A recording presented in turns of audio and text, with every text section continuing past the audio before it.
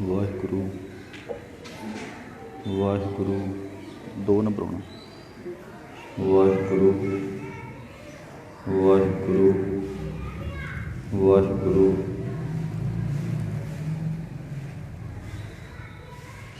ਸਤਨਾਮ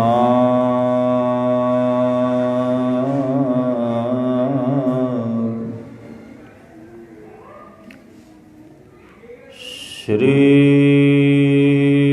ਵਾਹਿਗੁਰੂ ਸਾਹਿਬ ਜੀ।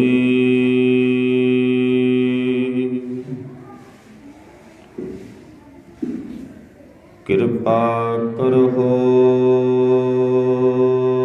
ਦੀਨ ਕੇ ਦਾਤੇ, ਮੇਰਾ ਗੁਣ ਅਵਗੁਣ ਨਾ ਵਿਚਾਰੋ ਕੋਈ।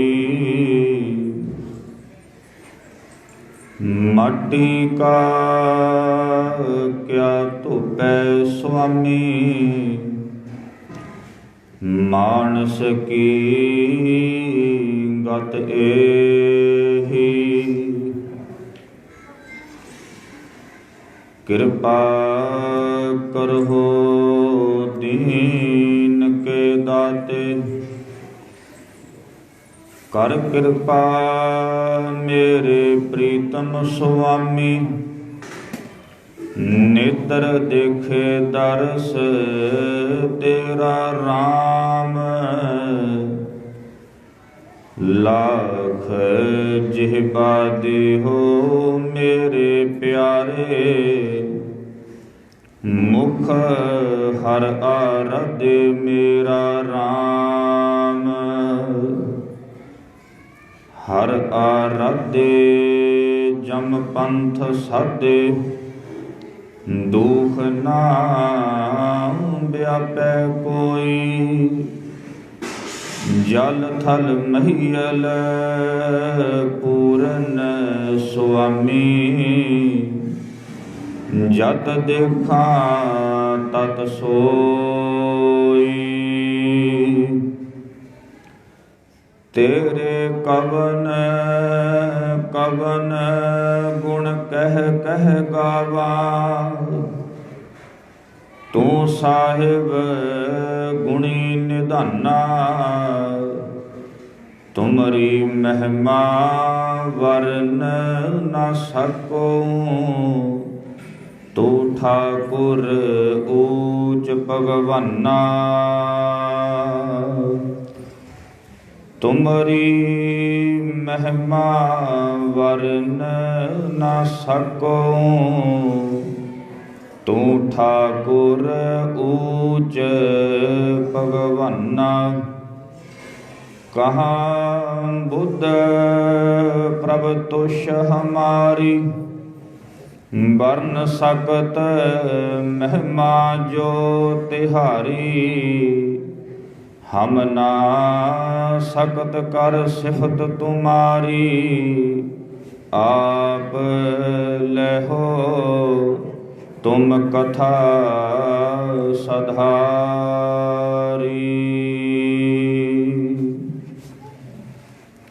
ਪਰਮ ਸਨਮਾਨਯੋਗ ਜੁਗੋ ਜੁਗ ਅਟਲ, ਚਬਰ ਛਤਰ ਤਖਤ ਦੇ ਮਾਲਕ, ਧੰਨ ਧੰਨ ਸਤਿਗੁਰੂ ਸ੍ਰੀ ਗੁਰੂ ਗ੍ਰੰਥ ਸਾਹਿਬ ਮਹਾਰਾਜ ਸਾਹਿਬ ਜੀ ਦੀ ਪਾਵਨ ਪਵਿੱਤਰ ਹਜ਼ੂਰੀ ਅੰਦਰ ਸੁਭਾਇਮਾਨ ਗੁਰੂ ਰੂਪ ਸਾਧ ਸੰਗਤ ਜੀਓ। ਆਪ ਜੀ ਬਹੁਤ ਹੀ ਵਡਭਾਗੇ ਹੋ, ਜੋ ਕਿ ਧੰਨ ਗੁਰੂ ਗ੍ਰੰਥ ਸਾਹਿਬ ਮਹਾਰਾਜ ਸਤਿਗੁਰਾਂ ਦੀ ਪਾਵਨ ਪਵਿੱਤਰ ਹਜ਼ੂਰੀ ਵਿੱਚ ਬੈਠਣ ਦਾ, ਸਤ ਸੰਗਤ ਕਰਨ ਦਾ ਸੁਭਾਗ ਅਵਸਰ ਪ੍ਰਾਪਤ ਹੋਇਆ ਹੈ। ਗੁਰਮੁਖ ਪਰਿਵਾਰ ਭਾਈ ਸਾਹਿਬ ਭਾਈ ਲਖਵਿੰਦਰ ਸਿੰਘ ਸਮੁੱਚੇ ਪਰਿਵਾਰ ਨੇ ਮਿਲ ਕਰਕੇ ਧੰਨ ਗੁਰੂ ਗ੍ਰੰਥ ਸਾਹਿਬ ਜੀ ਦੀ ਅੰਮ੍ਰਿਤਮਈ ਬਾਣੀ ਦਾ ਓਟ ਸਹਾਰਾ ਲੈਂਦੇ ਹੋਏ ਸ੍ਰੀ ਅਖੰਡ ਪਾਠ ਸਾਹਿਬ ਪ੍ਰਾਰੰਭ ਕਰਵਾਏ ਸਨ ਤੇ ਸਤਿਗੁਰਾਂ ਦੀ ਕਿਰਪਾ ਦੇ ਸਦਕਾ ਗੁਰੂ ਕੀ ਬਾਣੀ ਦੇ ਭੋਗ ਪਾਏ ਗਏ। ਅਰਦਾਸ ਬੇਨਤੀ ਉਪਰੰਤ ਆਪ ਜੀ ਨੇ ਸਤਿਗੁਰੂ ਗੁਰੂ ਅਰਜਨ ਦੇਵ ਮਹਾਰਾਜ ਤਿਨਾਂ ਦੀ ਮੁਬਾਰਕ ਰਸਨਾ ਤੋਂ ਉਚਾਰਨ ਪਾਵਨ ਪਵਿੱਤਰ ਹੁਕਮ ਸ਼ਰਵਣ ਕੀਤਾ ਹੈ। ਆਓ ਸਾਧ ਸੰਗਤ ਜੀਓ, ਜਿੱਥੇ ਅਸਾਂ ਨੂੰ ਗੁਰੂ ਕੀ ਹਜ਼ੂਰੀ ਦੇ ਵਿੱਚ ਬੈਠਣ ਦਾ ਇਹ ਸ਼ੁਭ ਅਵਸਰ ਪ੍ਰਾਪਤ ਹੋਇਆ ਹੈ, ਯਤਨ ਕਰੀਏ ਕਿ ਅੱਜ ਗੁਰੂ ਦੇ ਦਰ ਦੇ ਉੱਪਰੋਂ ਕੁਝ ਨਾ ਕੁਝ ਆਪਣੀ ਜ਼ਿੰਦਗੀ ਵਾਸਤੇ ਲੈ ਕੇ ਜਾਈਏ। ਤੇ ਅੱਜ ਦੀ ਜਿਹੜੀ ਇਹ ਵਿਚਾਰ ਹੈ, ਭਗਤ ਕਬੀਰ ਸਾਹਿਬ ਮਹਾਰਾਜ ਉਹਨਾਂ ਦਾ ਇੱਕ ਪਾਵਨ ਬਚਨ। ਕਬੀਰ ਸਾਹਿਬ ਆਖਦੇ ਨੇ, ਹਰ ਹੈ ਖਾਂਡ ਰੇਤ ਮਹਿ ਬਿਖਰੀ, ਹੱਥੀ ਚੁਣੀ ਨਾ ਜਾਏ, ਕਹਿ ਕਬੀਰ ਗੁਰ ਭਲੀ ਬੁਝਾਈ, ਕੀਟੀ ਹੋਏ ਕਹਿ ਖਾਏ। ਇਸ ਸ਼ਲੋਕ ਨੂੰ ਆਧਾਰ ਬਣਾ ਕੇ ਅੱਜ ਦੀ ਇਹ ਵਿਚਾਰ ਮੈਂ ਆਪ ਜੀ ਦੇ ਸਮਕਸ਼ ਕਰਨਾ ਚਾਹਾਂਗਾ। ਸਮੂਹ ਸਾਧ ਸੰਗਤ ਜਿੰਨੇ ਵੀ ਸਰੀਰ ਆਪ ਗੁਰੂ ਦਰਬਾਰ ਅੰਦਰ ਹਾਜ਼ਰ ਹੋ, ਮਨੋ ਬਿਰਤੀਆਂ ਨੂੰ ਇਕਾਗਰ ਕਰਦੇ ਹੋਏ ਆਪ ਜੀ ਗੁਰਮਤਿ ਵਿਚਾਰਾਂ ਦੀ ਪ੍ਰਾਰੰਭਤਾ ਦੀ ਆਸੀਸ ਬਖਸ਼ੋ। ਗੁਰੂ ਬਖਸ਼ੀ ਫਤਿਹ ਪ੍ਰਵਾਨ ਕਰੋ ਜੀ। ਵਾਹਿਗੁਰੂ ਜੀ ਕਾ ਖਾਲਸਾ, ਵਾਹਿਗੁਰੂ ਜੀ ਕੀ ਫਤਿਹ। ਵਿਚਾਰ ਆਰੰਭ ਕਰਨ ਤੋਂ ਪਹਿਲਾਂ ਦੋ ਬੇਨਤੀਆਂ ਆਪ ਜੀ ਦੇ ਚਰਨਾਂ ਦੇ ਵਿੱਚ ਕਰਨੀਆਂ ਚਾਹੁੰਦਾ। ਪਹਿਲੀ ਮੇਰੀ ਬੇਨਤੀ ਹੈ ਕਿ ਜੇ ਗੁਰੂ ਦਰਬਾਰ ਵਿੱਚ ਆਪ ਜੀ ਹਾਜ਼ਰ ਹੋਏ ਹੋ, ਤਕਰੀਬਨ ਅੱਜ ਦੇ ਸਮੇਂ ਦੇ ਵਿੱਚ ਸਾਰਿਆਂ ਦੇ ਕੋਲ ਮੋਬਾਈਲ ਫੋਨ ਹੈ ਤੇ ਜਿੰਨਾ ਕੁ ਸਮਾਂ ਆਪਾਂ ਵਿਚਾਰ ਕਰਨੀ ਹੈ ਉਨਾ ਕੁ ਸਮਾਂ ਆਪਾਂ ਇਹਨੂੰ ਜਾਂ ਤਾਂ ਆਪਣੇ ਫੋਨ ਨੂੰ ਸਾਇਲੈਂਸ ਕਰ ਦਿਓ ਜਾਂ ਫਿਰ ਇਹਨੂੰ ਬੰਦ ਕਰ ਦਿਓ, ਕਿਉਂਕਿ ਕਈ ਵਾਰੀ ਦੇਖਣ ਵਿੱਚ ਆਉਂਦਾ ਜਦੋਂ ਵਿਚਾਰ ਕਰਦੇ ਆ ਕਿਸੇ ਦਾ ਫੋਨ ਵੱਜਦਾ ਹੈ ਨਾ, ਉਹ ਸਾਰੀ ਜਿਹੜੀ ਇਕਾਗਰਤਾ ਗੁਰੂ ਕੀ ਵਿਚਾਰ ਉਹ ਸਾਰੇ ਹੀ ਜਿਹੜੀ ਡਿਸਟਰਬ ਹੋ ਜਾਂਦੀ ਹੈ। ਸੋ ਇਸ ਬੇਨਤੀ ਨੂੰ ਆਪ ਜੀ ਨੇ ਧਿਆਨ ਵਿੱਚ ਰੱਖਣਾ। ਦੂਸਰੀ ਬੇਨਤੀ ਹੈ ਕਿ ਜਿੰਨੇ ਵੀ ਸਰੀਰ ਗੁਰੂ ਕੇ ਹਜ਼ੂਰ ਹਾਜ਼ਰ ਹੋ, ਜਿੰਨਾ ਟਾਈਮ ਆਪਾਂ ਵਿਚਾਰ ਕਰ ਰਹੇ, ਕਿਸੇ ਨੇ ਵੀ ਸੰਗਤ ਵਿੱਚੋਂ ਉੱਠ ਕੇ ਜਿਵੇਂ ਗੁਰੂ ਕੇ ਕੀਰਤਨੀਆਂ ਅੱਗੇ ਜਾਂ ਕਥਾਵਾਚਕ ਅੱਗੇ ਆਪ ਜੀ ਪੈਸੇ ਦੀ ਮਾਇਆ ਦੀ ਸੇਵਾ ਕਰਦੇ ਹੋ, ਉਨਾ ਟਾਈਮ ਸੰਕੋਚ ਕਰਿਓ। ਮੇਰੀ ਸਿਰਫ ਇੰਨੀ ਕੁ ਇੱਕ ਦਿਲੀ ਤਮੰਨਾ ਹੈ ਕਿ ਆਪਾਂ ਬੈਠ ਕੇ ਗੁਰੂ ਕੀ ਬਾਣੀ ਨੂੰ ਸਮਝ ਸਕੀਏ ਤੇ ਜਿਸ ਵਕਤ ਸਮਾਪਤੀ ਹੋਵੇਗੀ ਉਸ ਵਕਤ ਆਪ ਜੀ ਸੇਵਾ ਕਰ ਸਕਦੇ ਹੋ। ਸੋ ਮੈਂ ਗੁਰੂ ਕੀ ਵਿਚਾਰ ਨੂੰ ਆਰੰਭ ਕਰਾਂ। ਕਬੀਰ ਸਾਹਿਬ ਜੀ ਦਾ ਇੱਕ ਸ਼ਲੋਕ ਹੈ, ਹਰ ਹੈ ਖਾਂਡ ਰੇਤ ਮਹਿ ਬਿਖਰੀ, ਹੱਥੀ ਚੁਣੀ ਨਾ ਜਾਏ, ਕਹਿ ਕਬੀਰ ਗੁਰ ਭਲੀ ਬੁਝਾਈ, ਕੀਟੀ ਹੋਏ ਕਹਿ ਖਾਏ। ਜਦੋਂ ਵੀ ਬੰਦਾ ਧਰਮ ਦੇ ਮਾਰਗ ਦੇ ਉੱਪਰ ਤੁਰਦਾ ਹੈ ਨਾ, ਉਹਦੇ ਮਨ ਦੇ ਅੰਦਰ ਬਹੁਤ ਸਾਰੀਆਂ ਇਹੋ ਜਿਹੀਆਂ ਗੱਲਾਂ ਚੱਲਦੀਆਂ ਨੇ। ਪਹਿਲੀ ਤਾਂ ਗੱਲ ਇਹ ਹੈ ਕਿ ਧਰਮ ਦੇ ਮਾਰਗ ਦੇ ਉੱਪਰ ਤੁਰਨਾ ਔਖਾ ਹੈ। ਦੂਸਰੀ ਗੱਲ ਇਹ ਹੈ, ਜੇ ਤੁਰ ਪਈਏ ਤੇ ਫਿਰ ਆਪਾਂ ਇਸ ਗੱਲ ਦਾ ਨਿਰਣਾ ਨਹੀਂ ਕਰ ਸਕਦੇ ਕਿ ਧਰਮ ਕਿਹੜਾ ਚੰਗਾ ਹੈ, ਕਿਸ ਧਰਮ ਦੇ ਉੱਪਰ ਸਾਨੂੰ ਜਿਹੜਾ ਤੁਰਨਾ ਚਾਹੀਦਾ ਹੈ। ਤਕਰੀਬਨ ਦੇਖਣ ਵਿੱਚ ਅੱਜ ਇਹ ਕੁਝ ਮਿਲਦਾ ਹੈ। ਜਿੰਨੇ ਵੀ ਸਰੀਰਾਂ ਦੇ ਨਾਲ ਆਪਾਂ ਗੱਲ ਕਰਦੇ ਆ ਤੇ ਉਹ ਅੱਗੇ ਤੋਂ ਇਹੀ ਆਖਦੇ ਨੇ ਕਿ ਆਪਾਂ ਧਰਮ ਕਮਾ ਰਹੇ ਹਾਂ। ਗੁਰੂ ਕੇ ਸਿੱਖੋ, ਜੇ ਆਪਾਂ ਗੁਰੂ ਗ੍ਰੰਥ ਸਾਹਿਬ ਜੀ ਨੂੰ ਆਪਣਾ ਗੁਰੂ ਮੰਨਦੇ ਆ ਨਾ, ਫਿਰ ਅੱਜ ਗੁਰੂ ਕੀ ਬਾਣੀ ਦੇ ਵਿੱਚੋਂ ਇਸ ਗੱਲ ਦਾ ਨਿਰਣਾ ਜ਼ਰੂਰ ਕਰਾਂਗੇ ਕਿ ਧਰਮ ਕਿਹੜਾ ਹੈ ਤੇ ਸਾਨੂੰ ਕਿਸ ਤਰ੍ਹਾਂ ਚੱਲਣਾ ਚਾਹੀਦਾ ਹੈ। ਮੈਂ ਥੋੜ੍ਹੇ ਜਿਹੇ ਇਸ ਸ਼ਲੋਕ ਦੇ ਅਰਥ ਕਰਦੇ ਹਾਂ। ਕਬੀਰ ਸਾਹਿਬ ਆਖਦੇ ਨੇ ਕਿ ਸੱਜਣਾ, ਇੱਕ ਗੱਲ ਯਾਦ ਰੱਖ, ਧਰਮ ਦੇ ਮਾਰਗ ਦੇ ਉੱਪਰ ਤੂੰ ਤੁਰਨ ਲੱਗਿਆ, ਤੂੰ ਹੈ ਹਜੇ ਨਵਾਂ, ਤੇ ਧਰਮ ਕਮਾਣਾ ਤੇਰੀ ਜ਼ਿੰਦਗੀ ਦਾ ਮੇਨ ਮਕਸਦ, ਇੱਕ ਲਕਸ਼ ਹੈ। ਤੇ ਧਰਮ ਦੇ ਕਮਾਣ ਦੇ ਨਾਲ ਹੀ ਤੂੰ ਪਰਮਾਤਮਾ ਦੇ ਦਰ ਦੇ ਉੱਪਰ ਪ੍ਰਵਾਨ ਹੋ ਸਕਦਾ ਹੈ। ਸਤਿਗੁਰੂ ਜੀ ਨੇ ਆਖਿਆ ਕਿ ਜੇ ਤਾਂ ਤੂੰ ਆਪਣਾ ਹਾਥੀ ਵਾਲਾ ਸੁਭਾਅ ਲੈ ਕੇ ਧਰਮ ਨੂੰ ਕਮਾਣ ਤੁਰੂੰਗਾ, ਜਿੰਨਾ ਮਰਜ਼ੀ ਯਤਨ ਕਰ ਲਈ, ਜਿੰਨੀ ਮਰਜ਼ੀ ਮਿਹਨਤ ਕਰ ਲਈ, ਉਹ ਸਫਲ ਨਹੀਂ ਹੋ ਸਕਦੀ। ਕਾਰਨ ਕੀ ਹੈ? ਕਬੀਰ ਸਾਹਿਬ ਨੇ ਬਚਨ ਕੀਤਾ, ਹਰ ਹੈ ਖਾਂਡ ਰੇਤ ਮਹਿ ਬਿਖਰੀ। ਉਹਨਾਂ ਨੇ ਉਦਾਹਰਨ ਦਿੱਤੀ ਹੈ, ਕਹਿੰਦੇ ਜਿਵੇਂ ਖੰਡ ਰੇਤੇ ਦੇ ਵਿੱਚ ਖਿਲਰੀ ਹੋਵੇ ਨਾ, ਤੇ ਜਦੋਂ ਖੰਡ ਜਿਹੜੀ ਰੇਤੇ ਦੇ ਵਿੱਚ ਖਿਲਰਦੀ ਹੈ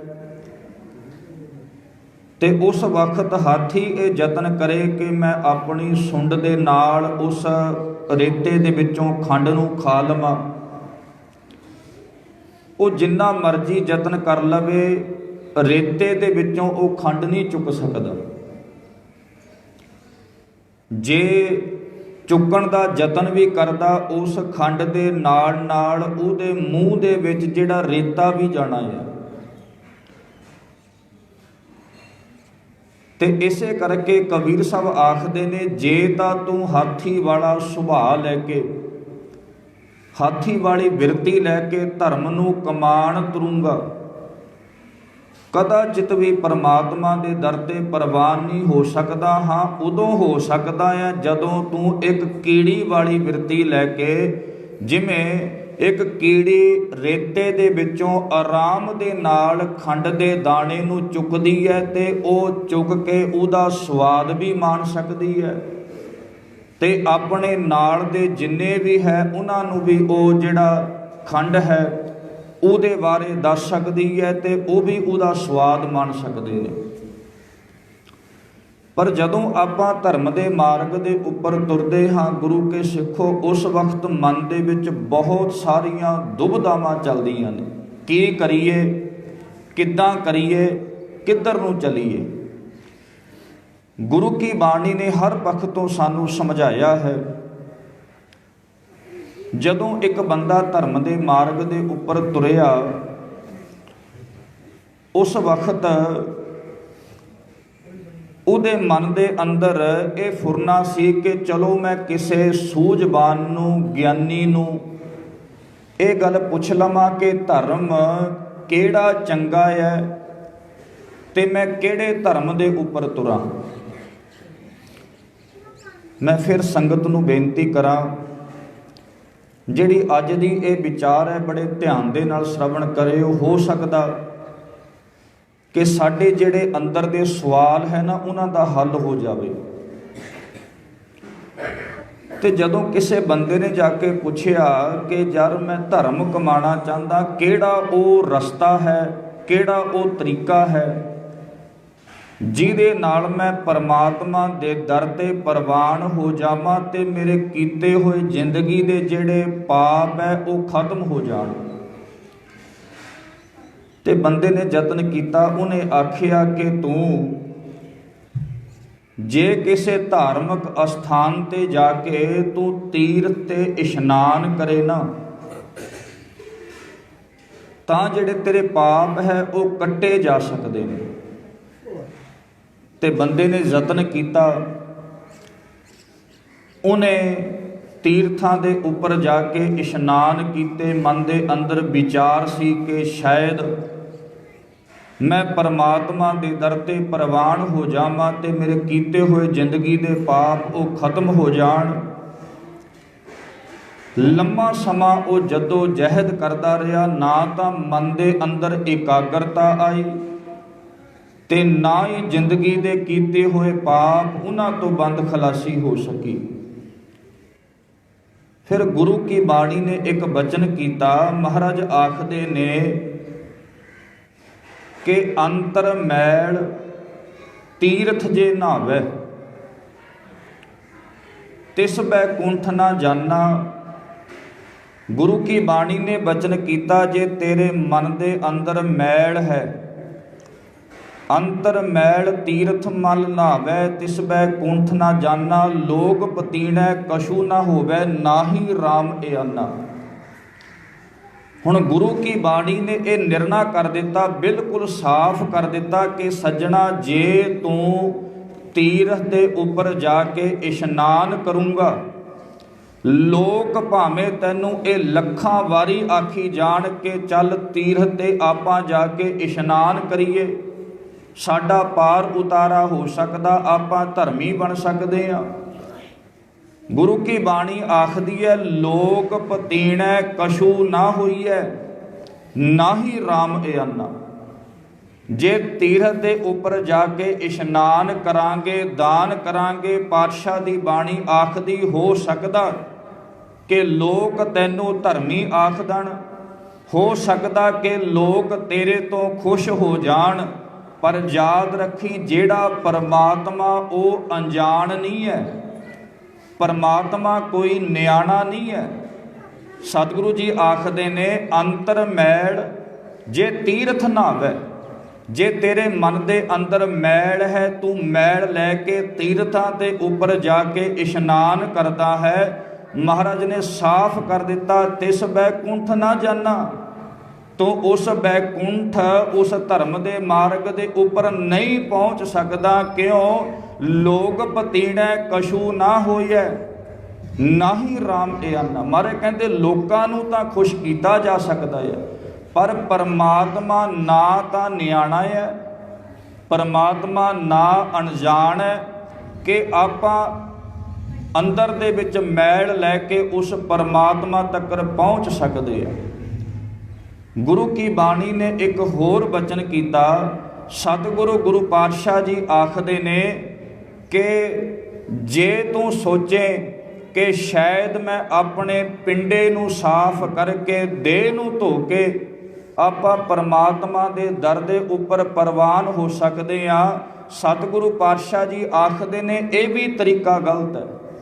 ਇਹ ਮੈਂ ਬੇਨਤੀ ਤਾਂ ਕਰ ਲੱਗਿਆ, ਗੁਰੂ ਕੇ ਸਿੱਖੋ, ਜਦੋਂ ਆਪਾਂ ਸਮਾਜ ਵਿੱਚ ਬਾਹਰ ਵਿਚਰਦੇ ਹਾਂ ਨਾ, ਤਕਰੀਬਨ ਜਿੰਨੇ ਵੀ ਆਪਾਂ ਧਰਮ ਕਮਾਉਣ ਵਾਲੇ ਦੇਖਦੇ ਹਾਂ ਤੇ ਉਹ ਇਹਨਾਂ ਰਸਤਿਆਂ ਦੇ ਉੱਪਰ ਤੁਰਦੇ ਨੇ ਤੇ ਫਿਰ ਉਹ ਆਖਦੇ ਨੇ ਕਿ ਆਪਾਂ ਧਰਮ ਕਮਾ ਰਹੇ ਹਾਂ। ਗੁਰੂ ਕੀ ਬਾਣੀ ਨੂੰ ਆਪਾਂ ਪੁੱਛ ਲੈਂਦੇ, ਸੱਚੇ ਪਾਤਸ਼ਾਹ ਕਿ ਇਸ ਤਰ੍ਹਾਂ ਬੰਦਾ ਧਰਮੀ ਹੋ ਸਕਦਾ ਹੈ? ਸਤਿਗੁਰੂ ਗੁਰੂ ਪਾਤਸ਼ਾਹ ਜੀ ਨੇ ਬਚਨ ਕੀਤਾ। ਮਹਾਰਾਜ ਆਖਦੇ ਨੇ ਕਿ ਲੋਕੀ 68 ਤੀਰਥ ਨਹਾਈ, ਕਉਰਾਪਨ ਤਉ ਨਾ ਜਾਈ।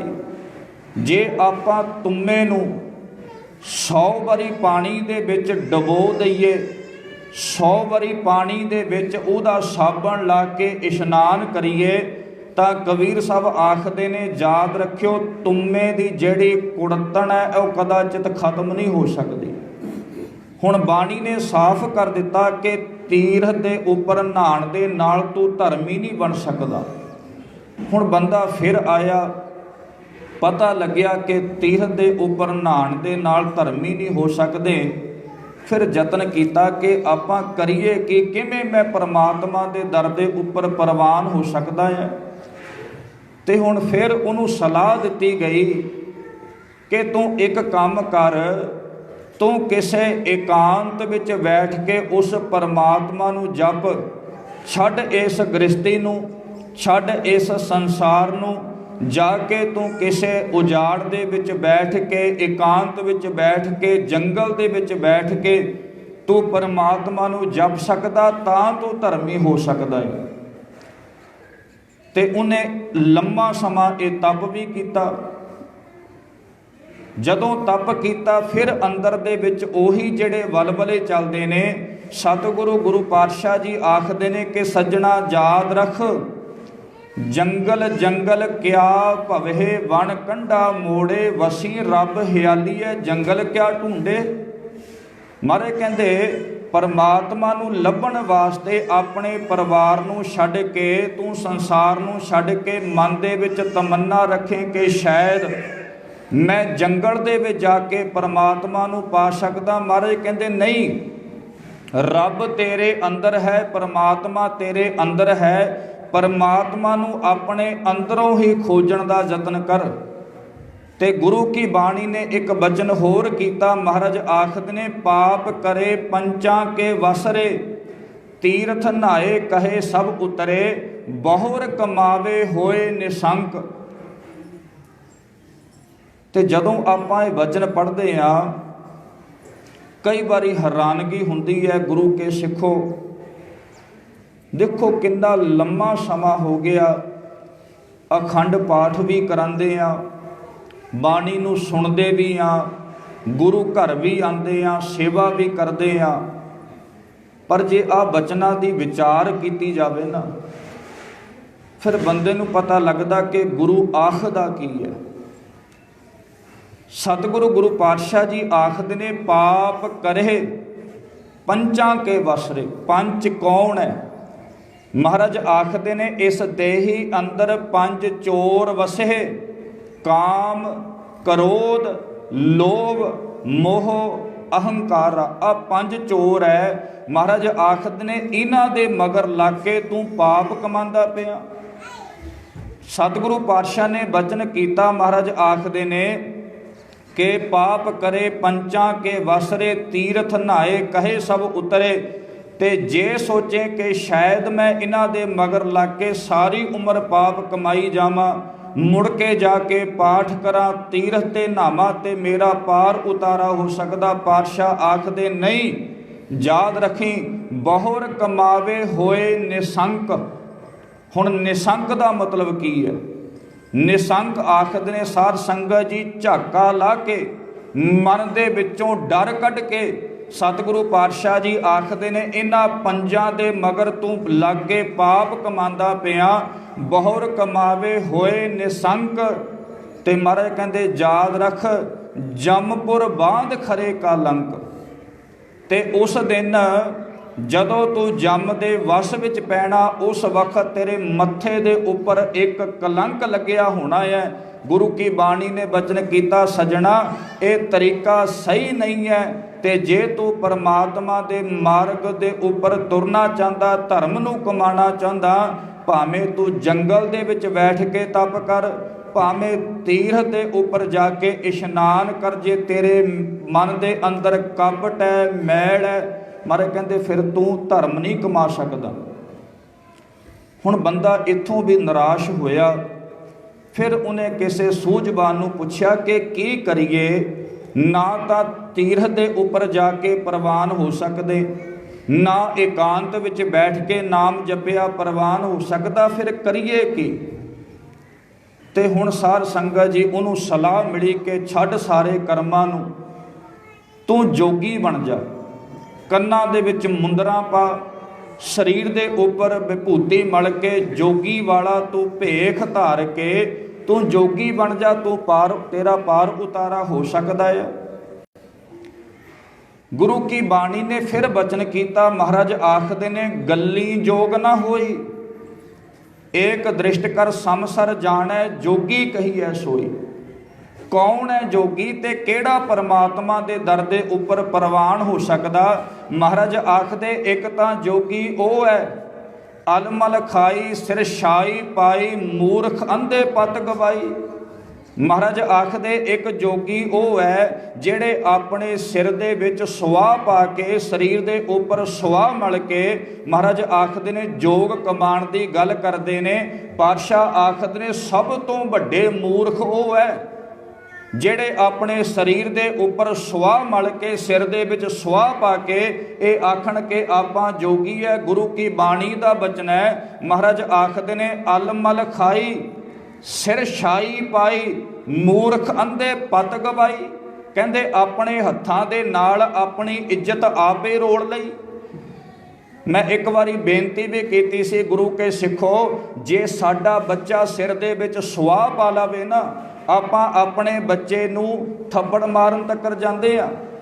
ਆਪਾਂ ਆਪਣੇ ਬੱਚੇ ਨੂੰ ਸਮਝਾਉਂਦੇ ਕਿ ਪੁੱਤ ਇਹ ਕਰਮ ਚੰਗਾ ਨਹੀਂ ਹੈ, ਇਹ ਸਹੀ ਨਹੀਂ ਹੈ। ਤੇ ਸਤਿਗੁਰੂ ਪਾਤਸ਼ਾਹ ਆਖਦੇ ਨੇ ਇੰਨਾ ਸੋਹਣਾ ਸਰੀਰ ਦਿੱਤਾ ਸੀ, ਇੰਨੀ ਸੋਹਣੀ ਤੈਨੂੰ ਮੱਤ ਦਿੱਤੀ, ਕੀਤਾ ਕਿ ਆਪਣੇ ਸਰੀਰ ਨੂੰ ਸੁਆਹ ਦੇ ਵਿੱਚ ਲਵੇੜ ਕੇ ਤੂੰ ਆਖਦਾ ਮੈਂ ਜੋਗੀ ਹੈ। ਸਤਿਗੁਰੂ ਗੁਰੂ ਪਾਤਸ਼ਾਹ ਜੀ ਆਖਦੇ ਨੇ ਨਹੀਂ, ਗੱਲੀ ਜੋਗ ਨਾ ਹੋਈ, ਏਕ ਦ੍ਰਿਸ਼ਟ ਕਰ ਸਮਸਰ ਜਾਣੈ, ਜੋਗੀ ਕਹੀਐ ਸੋਈ। ਜਿਹੜਾ ਆਪਣੀ ਨਿਗਾਹ ਦੇ ਵਿੱਚ ਸਮ ਦ੍ਰਿਸ਼ਟੀ ਰੱਖਦਾ ਹੈ। ਸਮ ਦ੍ਰਿਸ਼ਟੀ ਕੀ ਹੈ? ਗੁਰੂ ਕੀ ਬਾਣੀ ਦਾ ਬਚਨ ਹੈ। ਸਤਿਗੁਰੂ ਪਾਤਸ਼ਾਹ ਜੀ ਆਖਦੇ ਨੇ ਕਿ ਆਈ ਪੰਥੀ ਸਗਲ ਜਮਾਤੀ, ਮਨ ਜੀਤੈ ਜਗ ਜੀਤ। ਹੁਣ ਜਪਜੀ ਸਾਹਿਬ ਦੇ ਵਿੱਚ ਗੁਰੂ ਨਾਨਕ ਸਾਹਿਬ ਨੇ ਜਦੋਂ ਜੋਗੀਆਂ ਦੇ ਨਾਲ ਚਰਚਾ ਕੀਤੀ, ਮਹਾਰਾਜ ਆਖਦੇ ਨੇ ਜੇ ਤੁਸੀਂ ਜੋਗੀਓ ਆਖਦੇ ਕਿ ਸਾਡਾ ਪੰਥ ਸਾਰਿਆਂ ਨਾਲੋਂ ਉੱਚਾ ਹੈ, ਥੋੜਾ ਜਿਹਾ ਧਿਆਨ ਦਿਓ। ਜੋਗੀਆਂ ਦੇ 12 ਪੰਥ ਹੋਏ ਨੇ। ਇਹਨਾਂ 12 ਪੰਥਾਂ ਦੇ ਵਿੱਚੋਂ ਜਿਹੜਾ ਆਈ ਪੰਥ ਹੈ ਨਾ, ਇਹ ਮੈਂ ਬੇਨਤੀ ਤਾਂ ਕਰਨ ਲੱਗਿਆ ਕਿਉਂਕਿ ਜਪਜੀ ਸਾਹਿਬ ਦੀ ਬਾਣੀ ਸਾਰੇ ਪੜ੍ਹਦੇ ਨੇ ਤੇ ਸਾਰੇ ਸੁਣਦੇ ਨੇ। ਜੋਗੀਆਂ ਦੇ 12 ਪੰਥ ਹੈ। 12 ਪੰਥਾਂ ਦੇ ਵਿੱਚੋਂ ਜਿਹੜਾ ਆਈ ਪੰਥ ਹੈ ਉਹ ਸਾਰਿਆਂ ਨਾਲੋਂ ਸਿਰਮੌਰ, ਸ਼੍ਰੋਮਣੀ, ਸ਼੍ਰੀ ਉੱਚਾ ਹੈ। ਤੇ ਪਾਤਸ਼ਾਹ ਆਖਦੇ ਨੇ ਆਈ ਪੰਥੀ ਸਗਲ ਜਮਾਤੀ, ਮਨ ਜੀਤੈ ਜਗ ਜੀਤ। ਜਦੋਂ ਪਾਤਸ਼ਾਹ ਨੇ ਜੋਗੀਆਂ ਦੇ ਨਾਲ ਚਰਚਾ ਕੀਤੀ ਸੀ, ਆਖਣ ਲੱਗੇ ਸਾਡੇ ਲਈ ਆਈ ਪੰਥੀ ਉਹ ਹੈ ਜਿਹੜਾ ਸਾਰੀ ਜਮਾਤ ਨੂੰ ਇੱਕ ਸਮਝੇ। ਸਾਰੀ ਜਮਾਤ ਦਾ ਮਤਲਬ ਕੀ ਹੈ ਕਿ ਜਦੋਂ ਬੱਚਾ ਸਕੂਲ ਦੇ ਵਿੱਚ ਜਾਂਦਾ, ਉਸ ਜਮਾਤ ਵਿੱਚ ਕੋਈ ਬੱਚਾ ਘੱਟ ਪੜ੍ਹਾਈ ਵਾਲਾ ਹੁੰਦਾ ਹੈ, ਕੋਈ ਬੱਚੇ ਨੇ ਸਾਧ ਸੰਗਤ ਜੀ ਸਰੀਰ ਦੇ ਉੱਪਰ ਫਟੇ ਕੱਪੜੇ ਵੀ ਪਾਏ ਹੁੰਦੇ ਨੇ, ਕਿਸੇ ਬੱਚੇ ਕੋਈ ਕਿਸੇ ਜਾਤ ਨਾਲ, ਕਿਸੇ ਸ਼੍ਰੇਣੀ ਨਾਲ ਸੰਬੰਧ ਰੱਖਦਾ ਹੈ। ਮਹਾਰਾਜ ਕਹਿੰਦੇ ਜਿਵੇਂ ਇੱਕ ਬੱਚਾ ਪੂਰੀ ਜਮਾਤ ਵਿੱਚ ਬੈਠ ਕੇ ਪੜ੍ਹਾਈ ਕਰਦਾ ਹੈ, ਗੁਰੂ ਕੇ ਸਿੱਖਾ ਤਾਂ ਪ੍ਰਵਾਨ ਹੋ ਸਕਦਾ ਜਦੋਂ ਸਾਰੇ ਸੰਸਾਰ ਨੂੰ ਇੱਕ ਜਮਾਤ ਸਮਝ ਕੇ ਸਾਰਿਆਂ ਨੂੰ ਸਮ ਦ੍ਰਿਸ਼ਟੀ ਦੇ ਨਾਲ ਦੇਖੇ। ਉਸ ਪਾਤਸ਼ਾਹ ਆਖਦੇ ਨੇ ਉਸ ਵਕਤ ਪ੍ਰਵਾਨ ਹੋ ਸਕਦਾ ਹੈ। ਤੇ ਹੁਣ ਜੋਗੀ ਵੀ ਸਾਧ ਸੰਗਤ ਜੀ ਨਾ ਪ੍ਰਵਾਨ ਹੋਇਆ, ਫਿਰ ਬੰਦਾ ਨਿਰਾਸ਼ ਹੋਇਆ ਕਿ ਮੈਂ ਕਰਾਂ ਕੀ। ਹੁਣ ਫਿਰ ਉਹਨੂੰ ਸਲਾਹ ਦਿੱਤੀ ਗਈ ਕਿ ਇੱਕ ਤਰੀਕਾ ਹੋਰ ਵੀ ਹੈ। ਤਾਂ ਕੀ ਹੋਇਆ ਜੇ ਜੰਗਲ ਦੇ ਵਿੱਚ ਬੈਠ ਕੇ ਨਹੀਂ ਪ੍ਰਵਾਨ ਹੋਇਆ? ਤਾਂ ਕੀ ਹੋਇਆ ਦੇ ਤੀਰਥ ਦੇ ਉੱਪਰ ਜਾ ਕੇ ਨਹੀਂ ਪ੍ਰਵਾਨ ਹੋਇਆ? ਤਾਂ ਕੀ ਹੋਇਆ ਜੇ ਤੂੰ ਜੋਗੀ ਬਣ ਕੇ ਵੀ ਪ੍ਰਵਾਨ ਨਹੀਂ ਹੋਇਆ? ਇੱਕ ਤਰੀਕਾ ਹੋਰ ਹੈ। ਉਹ ਤਰੀਕਾ ਹੈ ਕਿ ਤੂੰ ਕੁਝ ਸਮੇਂ ਵਾਸਤੇ ਜਿਹੜਾ ਵਰਤ ਰੱਖਣਾ ਸ਼ੁਰੂ ਕਰ ਦੇ। ਵਰਤ ਰੱਖਣ ਦਾ ਮਤਲਬ ਹੈ ਕਿ ਜੇ ਤੂੰ ਪ੍ਰਸ਼ਾਦਾ ਨਾ ਛਕੇ ਤਾਂ ਉਸ ਤੇਰੀ ਤਕਲੀਫ ਨੂੰ ਦੇਖ ਕੇ ਪਰਮਾਤਮਾ ਤੇਰੇ ਦੇ ਉੱਪਰ ਰੀਝੇਗਾ। ਗੁਰੂ ਕੀ ਬਾਣੀ ਨੂੰ ਪੁੱਛੀਏ ਮਹਾਰਾਜ, ਜਿਹੜੇ ਆਪਾਂ ਆ ਕਰਮ ਕਰਦੇ ਆ ਕਿ ਇਹ ਕਰਮਾਂ ਦੇ ਨਾਲ ਪਰਮਾਤਮਾ ਮਿਲ ਜਾਂਦਾ ਹੈ? ਸਤਿਗੁਰੂ ਗੁਰੂ ਪਾਤਸ਼ਾਹ ਜੀ ਆਖਦੇ ਨੇ महाराज आखन लगे कि एक गल याद रख सज्जणा कि तजे अन्न ना मिले गोपाल, अन्ने बिना ना होए सुकाल, तजे अन्न ना मिले गोपाल। महाराज कहते जे तू ये तरीका रखेगा कि मैं रोटी ना खावां, मैं प्रशादा ना छकां, मैं वर्त रख लवां, वर्त रख के परमात्मा के दर दे उपर प्रवान हो सकदा। पातशाह आखदे ने, महाराज आखदे ने कि तजे अन्न ना मिले गोपाल। महाराज कहते तू परमात्मा के दर दे उपर प्रवान नहीं हो सकता। गुरु की बाणी ने तो इत्थे तक वचन किया। महाराज आखदे ने छोड़े अन्न करे पाखंड। महाराज कहते अन्न छड्ड के, रोटी खानी छड्ड के पखंड करदा पिया, ना सुहागन ना वो रंड।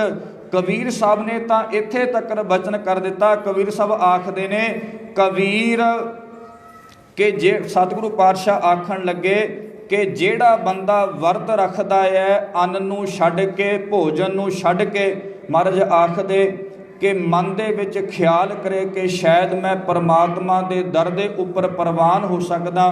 सतगुरु पातशाह जी आखन लगे, नहीं जिन्ने मर्जी अहोई दे वर्त रख लई सज्जणा, वध तो वध की मिल सकता है, गदही होए कै औतरै भार सह मन चार। सतगुरु गुरु पातशाह ने जिहड़ा ये भी तरीका सी वो भी खारज कर दिता। मैं थोड़ा जिहा फिर रिपीट कर दियां क्योंकि तुसी संगत विच बैठे हो। मेरी दिली तमन्ना है कि जे आपां गुरु घर विच आंदे आ ना तो सानू इस गल बारे समझ लेना चाहिए कि आपां जिंदगी विच करना की है। किते ये ना होवे सारी उम्र आपां धर्म कमाई जाइए ते जदों साडा लेखे दी वारी आवे उस वक्त आपां अपने मूँह दे उपर कलंक लैके खड़े होइए। सतगुरु पातशाह नूं पुछ के चलियो गुरु के सिखो, क्योंकि जिहड़ा ये जीवन ये बड़ा दुर्लभ है। एक बारी हथों निकल गया दोबारा परत के हथ नहीं आना। सतगुरु गुरु पातशाह ने बचन किया कि याद रख, ना तो तीरथ के उपर नहाण दे नाल प्रवान हो सकदा, ना जंगल दे विच बैठ के प्रवान हो सकदा, ना तू जे सोचे कि शायद मैं शरीर दे उपर सुआह मल लवां तां भी प्रवानगी नहीं है। ते जे बंदा कोई आखे कि मैं वर्त रख के प्रशादा छड्ड के प्रवान हो सकदा, फिर भी महाराज कहते नहीं प्रवान हो सकदा। फिर महाराज हुण की करिए? फिर एक बंदा सलाह देन लग्या, कहते एक काम कर, एक तरीका होर है, जे तू परमात्मा के दर दे उपर प्रवान हो सकदा तू किसी देवते की पूजा कर ले। फिर गुरु की बाणी ने वचन किया, महाराज आखदे ने, देवी देवा पूजिए क्या मांगो क्या दे। जे तू किसी देवी दी या किसी देवते की पूजा करना चाहता, देखो गुरु के सिखो, एक एक साडी जिंदगी का जिहड़ा सवाल है ना वो गुरु ग्रंथ साहिब की बाणी उहदा जवाब दिंदी है। जिहड़ा मर्जी सवाल लैके आ जिओ, इहदा जवाब गुरु पातशाह दिंदे ने, इसे करके समर्थ बैठे है। ते सतगुरु गुरु पातशाह ने एक वचन होर किया, महाराज आखदे ने, पूजा वर्त तिलक इशनाना पुण्य दान बहु दैन।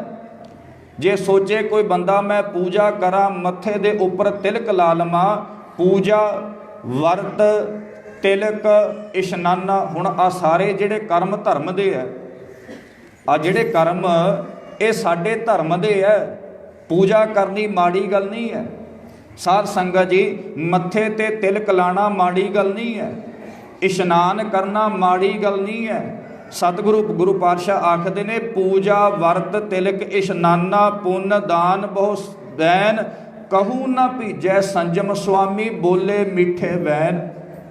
महाराज कहते परमात्मा साडियां गल्लां दे नाल नहीं रीझ सकदा। हुण आपां फिर पुछिए सतगुरु पातशाह वो तरीका दसो जिहड़े तरीके दे नाल आपां परमात्मा दे दर दे उपर प्रवान हो सकदे हां। आ साध संगत जे तरीका तुसी अपने हिरदे विच वसा लिया ना, याद रखियो गुरु ग्रंथ साहिब सच्चे पातशाह लाजम साडे उपर किरपा करनगे ते सानू परमात्मा की प्राप्ति हो सकती है। कबीर साहब वचन आखदे ने, कहंदे पहली गल तां इह है ਕਿ ਜਿੰਨਾ ਵੀ ਹੋ ਸਕਦਾ ਤੂੰ ਆਪਣੇ ਆਪ ਨੂੰ ਨਿਮਾਣਾ ਕਰਕੇ ਨੀਵਾਂ ਹੋ ਕੇ ਪਰਮਾਤਮਾ ਦੇ ਦਰ ਦੇ ਉੱਪਰ ਆ। ਇੱਕ ਗੁਰੂ ਕਾ ਹੁਕਮ ਹੈ, ਤਕਰੀਬਨ ਜਦੋਂ ਆਪਾਂ ਹੁਕਮਨਾਮੇ ਪੜ੍ਹਦੇ ਹਾਂ ਜਾਂ ਲੈਂਦੇ ਹਾਂ, ਸਾਰੀ ਸੰਗਤ ਸੁਣਦੀ ਹੈ। ਗੁਰੂ ਅਰਜਨ ਦੇਵ ਸੱਚੇ ਪਾਤਸ਼ਾਹ ਨੇ ਬਚਨ ਕੀਤਾ, ਮਹਾਰਾਜ ਆਖਦੇ ਨੇ ਕਿ ਇਹ ਗੱਲ ਯਾਦ ਰੱਖ, ਪਾਠ ਪੜ੍ਹਿਓ ਅਰ ਵੇਦ ਵਿਚਾਰਿਓ, ਨਿਵਲ ਭੁਯੰਗਮ ਸਾਧੇ। ਮੈਂ ਫਿਰ ਬੇਨਤੀ ਕਰਾਂ, ਜਿਹੜੀ ਗਿਣਤੀ ਹੋ ਰਹੀ ਨਾ, ਇਹ ਧਰਮ ਦੇ ਕਰਮ ਹੈ। ਸਤਿਗੁਰੂ ਪਾਤਸ਼ਾਹ ਆਖਦੇ ਨੇ ਪਾਠ ਪੜ੍ਹਿਓ ਅਰ ਵੇਦ ਵਿਚਾਰਿਓ, ਨਿਵਲ ਭੁਯੰਗਮ ਸਾਧੇ, ਪੰਜ ਜਨਾ ਸਿਓ ਸੰਗ ਨਾ ਛੁਟਕਿਓ, ਅਦਕ ਅਹੰਗ ਬੁੱਧ ਵਾਧੇ, ਪਿਆਰੇ ਇਨ ਵਿਦ ਮਿਲ ਨਾ ਜਾਈ। ਹੁਣ ਗੁਰੂ ਅਰਜਨ ਦੇਵ ਸੱਚੇ ਪਾਤਸ਼ਾਹ ਆਖਣ ਲੱਗੇ, ਇਹਨਾਂ ਤਰੀਕਿਆਂ ਦੇ ਨਾਲ ਤੂੰ ਪਰਮਾਤਮਾ ਨੂੰ ਨਹੀਂ ਮਿਲ ਸਕਦਾ। ਫਿਰ ਮਹਾਰਾਜ ਕਿਹੜਾ ਤਰੀਕਾ ਪਾਤਸ਼ਾਹ ਆਖਣ ਲੱਗੇ, ਹਾਰ ਭਰਿਓ ਸੁਆਮੀ ਕੈ ਦੁਆਰੇ ਦੀਜੈ ਬੁੱਧ ਵਿਵੇਕਾ। ਜਦੋਂ ਤੂੰ ਆਪਣਾ ਆਪ ਪਰਮਾਤਮਾ ਦੇ ਅੱਗੇ ਹਾਰ ਦਵੇਂਗਾ, ਜਦੋਂ ਤੂੰ ਆਪਣਾ ਆਪ ਪਰਮਾਤਮਾ ਦੇ ਅੱਗੇ ਅਰਪਣ ਕਰ ਦਵੇਂਗਾ, ਉਸ ਵਕਤ ਤੂੰ ਪਰਮਾਤਮਾ ਦੇ ਦਰ ਦੇ ਉੱਪਰ ਪ੍ਰਵਾਨ ਹੋ ਸਕਦਾ ਹੈ। ਕਬੀਰ ਸਾਹਿਬ ਇਸੇ ਕਰਕੇ ਆਖਦੇ ਨੇ, ਹਰ ਹੈ ਖਾਂਡ ਰੇਤ ਮੈਂ ਬਿਖਰੀ, ਹਾਥੀ ਚੁਣੀ ਨਾ ਜਾਏ।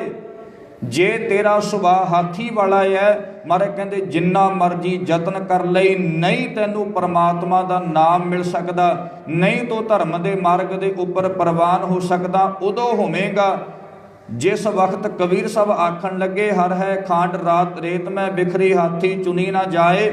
ਕਹਿ ਕਬੀਰ ਗੁਰ ਭਲੀ ਬੁਝਾਈ, ਕੀਟੀ ਹੋਏ ਕਹਿ ਖਾਏ। ਜਦੋਂ ਆਪਾਂ ਕੀੜੀ ਬਣ ਤੋਂ ਭਾਵ ਹੈ ਨਿਮਾਣੇ ਹੋ ਕੇ ਪਰਮਾਤਮਾ ਦੇ ਦਰ ਦੇ ਉੱਪਰ ਪ੍ਰਵਾਨ ਹੋਵਾਂਗੇ ਨਾ, ਪਰਮਾਤਮਾ ਦੇ ਦਰ ਦੇ ਉੱਪਰ ਆਵਾਂਗੇ, ਉਸ ਵਕਤ ਸਾਡੀ ਪ੍ਰਵਾਨਗੀ ਹੋ ਸਕਦੀ ਹੈ। ਭਾਈ ਗੁਰਦਾਸ ਜੀ, ਉਹਨਾਂ ਦਾ ਇੱਕ ਕਵਿਤਾ ਹੈ, ਮੈਂ ਤੁਹਾਡੇ ਸਮਕਸ਼ ਉਹ ਬੇਨਤੀ ਕਰਾਂ, ਹੋ ਸਕਦਾ ਜਿਹੜੀ ਸਾਡੀ ਅੱਜ ਦੀ ਇਹ ਵਿਚਾਰ ਹੈ ਸਾਡੇ ਸਮਝ ਵਿੱਚ ਪੈ ਜਾਵੇ। ਭਾਈ ਗੁਰਦਾਸ ਆਖਦੇ ਨੇ, ਕਹਿੰਦੇ ਏਕ ਜਨਨੀ ਕੇ ਹੋਤ ਹੈ ਅਨੇਕ ਸੁਤ, ਸਭ ਹੀ ਮੈਂ ਅਦਕ ਪਿਆਰੋ ਸੁਤ ਗੋਦ ਕੋ। ਕਹਿੰਦੇ ਜਿਵੇਂ ਇੱਕ ਮਾਂ ਦੇ 2-3 ਬੱਚੇ ਹੋਣ, ਪੁੱਤਰ ਹੋਣ, ਤੁਸੀਂ ਸਾਰੇ ਪਰਿਵਾਰਾਂ ਵਾਲੇ ਬੈਠੇ ਹੋ ਤੇ ਆਪ ਆਪਣੇ ਦਿਲ ਦੇ ਉੱਪਰ ਹੱਥ ਰੱਖ ਕੇ ਇਸ ਗੱਲ ਨੂੰ ਸਮਝਿਓ, ਮਹਿਸੂਸ ਕਰਿਓ। ਭਾਵੇਂ ਕਿ ਸਾਡੇ ਘਰ ਦੇ ਵਿੱਚ 2-3 ਬੱਚੇ ਵੀ ਹੋਣ, ਪਰ ਯਾਦ ਰੱਖਿਓ, ਜਿਹੜਾ ਮਾਂ ਦਾ ਪਿਆਰ, ਮਾਂ ਦੀ ਉਹ ਅਸੀਸ ਸਾਧ ਸੰਗਤ ਜੀ ਆਪਣੇ ਛੋਟੇ ਬੱਚੇ ਲਈ ਹੁੰਦੀ ਹੈ ਨਾ, ਜਿਹੜਾ ਉਹ ਪਿਆਰ ਛੋਟੇ ਬੱਚੇ ਲਈ ਹੁੰਦਾ ਹੈ ਤੇ ਜਿਹੜਾ ਉਹ ਪਿਆਰ ਬੜੇ ਲਈ ਘਟ ਜਾਂਦਾ ਹੈ। ਅਕਸਰ ਆਪਾਂ ਘਰਾਂ ਦੇ ਵਿੱਚ ਇਹ ਗੱਲ ਸੁਣਦੇ ਹਾਂ ਕਿ ਛੋਟਾ ਬੱਚਾ ਸੀ ਤੇ ਮਾਂ ਨੇ ਉਹਨੂੰ ਰੱਜ ਕੇ ਪਿਆਰ ਕੀਤਾ, ਬੜੇ ਦੀ ਬਾਤ ਵੀ ਨਹੀਂ ਪੁੱਛੀ। ਬਹੁਤ ਸਾਰੀਆਂ ਇਹੋ ਜਿਹੀਆਂ ਉਦਾਹਰਨਾਂ ਸਾਡੀ ਜ਼ਿੰਦਗੀ ਦੇ ਵਿੱਚੋਂ ਮਿਲਦੀਆਂ ਆ। ਭਾਈ ਗੁਰਦਾਸ ਆਖਦੇ ਨੇ, ਜੈਸੇ ਏਕ ਜਨਨੀ ਕੇ ਹੋਤ ਹੈ ਅਨੇਕ ਸੁਤ, ਸਭ ਹੀ ਮੈਂ ਅਦਕ ਪਿਆਰੋ ਸੁਤ ਗੋਦ ਕੋ।